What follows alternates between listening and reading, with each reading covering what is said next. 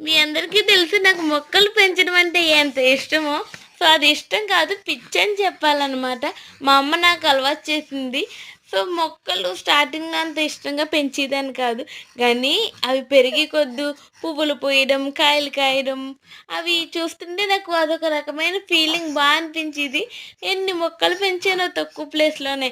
బీరకాయలు, టొమాటాలు, పచ్చిమిర్చి లైక్ పుచ్చకాయలు కూడా కాసినాయండి. కర్బూజాలు నెక్స్ట్ ఇంకా మల్లె పువ్వులు, కరివేపాకు అబ్బో! ఒక్కటేంటి కాకరకాయలు ఎన్నో, ఎన్నో పండించేసాను. ఇప్పుడు జామకాయలు ఎన్ని జామకాయలున్నాయో చట్నీ. ఇదైతే తిని పడేసిన గింజతో పెరిగింది. అది అలాగే పెంచాను. సో, ఇప్పుడైతే ఎన్ని కాయలు కాస్తున్నాయో ఇంటి ముందే గేటు తీయడం, ఏదైనా కాయ పండితే ఇలా కోసుకొని తినేయడం. భలే టేస్టీగా ఉన్నాయండి. హైబ్రిడ్ కాయలనుకుంటా. సో పంట చేతికొచ్చినప్పుడు రైతుకుండి హ్యాపీనెస్ ఏదైతే ఉంటుందో, అలా నా మొఖం వెలిగిపోతూ ఉంటుందనమాట. మీకు అలాగా అనిపిస్తే వీడియోకైతే లైక్ చేయండి. ప్లీజ్ కామెంట్ చేయండి. ఛానెల్‌ని సబ్స్క్రైబ్